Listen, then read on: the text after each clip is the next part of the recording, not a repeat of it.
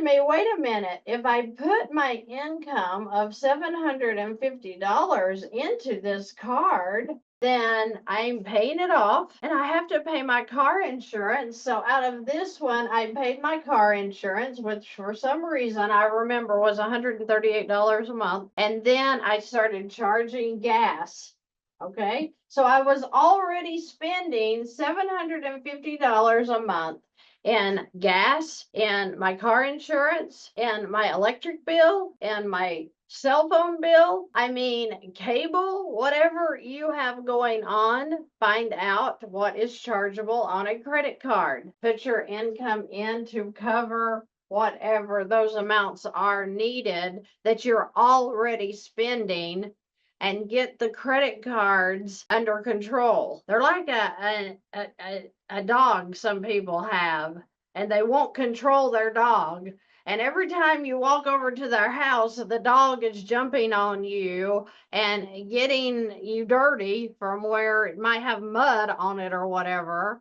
And you're like, could you get your dog under control? I don't want it jumping on me. And so when you take the credit cards and you get them under control and you stop the muddy prints on your face from all the interest they're charging you and from the late payment fees they're charging you and from the limit fee they're charging you. When you get this under control, you're at peace and you're having a good time with the credit cards now. It's no longer stressful, okay? So just little bitty tricks like that can make or break your happiness and what you're actually doing. I'm fixing TikTok here. Whatever stressors you're having with your finances could be an easy fix, just like I showed you here with the credit cards. We just aren't aware of it, okay? We're just not aware. Maybe you became aware today. Maybe you've been watching the channel for a while and you're like, hey, I knew this, it's working for me, and I'm excited about my money again. I want you to be excited about your money because it's really as simple as just knowing how to use the lines of credit. Maybe you can't get a line of credit because your credit's bad. I was there. I understand that. I didn't know about Money Max at that time, but I do now. That may work for you as well. All right, I'm going to look at some more questions here. See if I have anything I can answer. I have a question. I contacted my mortgage company on the phone and asked if I put $10,000 on my mortgage, it would be amortization of my loan, and they said no. That doesn't make any sense.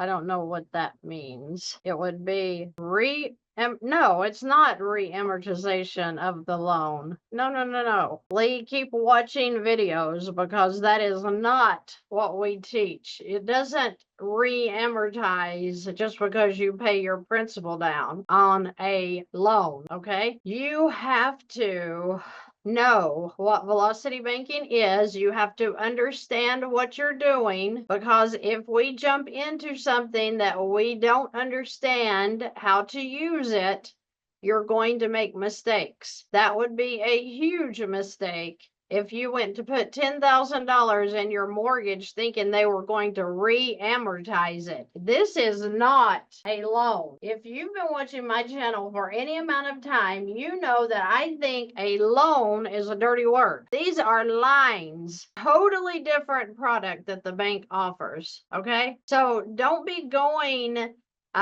into a bank and using the 4-letter word loan. We want an LOC, a line of credit, okay? Now, the only time you do any kind of re-amortization that I'm aware of, I guess, would be with a new mortgage being refinanced. They love that because they love taking your money. So that's a good way to throw away a bunch of money.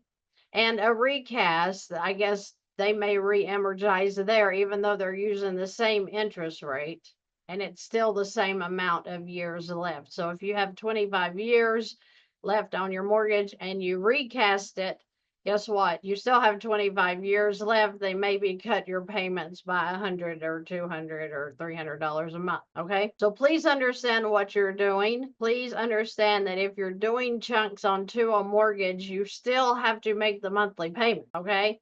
You're just chunking so that you're reducing that principal balance that's helping you to get out of the mortgage faster. But these lines of credit are not loans. This isn't, we're not talking about the same thing here, okay? So I feel like some people get confused and they get me really nervous because I don't want anybody making more mistakes.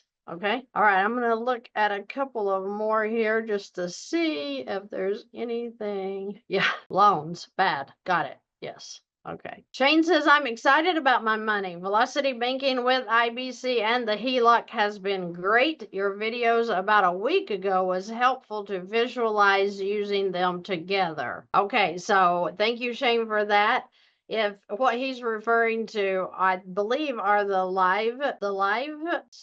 live streams, whatever I'm trying to say here, that I did about a week ago. He's right. I think it was last Friday. I maybe did what he's talking about. So if y'all want to go back and check that out, feel free to do so. Kirby says the only debt I have is my mortgage at 5%.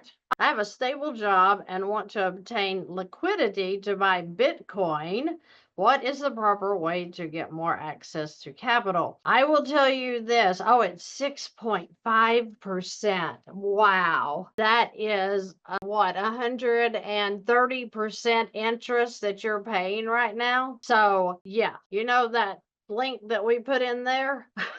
You might want to have a conversation with Harrison because you are getting eat up with interest right now. And we want to stop that way before you think about Bitcoin, maybe. Okay. All right. I make suggestions, you make decisions. So I hope you guys will get really serious about your finances and get excited. Oh my gosh, get excited because it is crazy fun once you lose the stress about your income. And I don't care if you make $1,000 a month or if you make $10,000 a month or if you make $100,000 a month. We're all just uneducated in what's happening with the tools at the bank.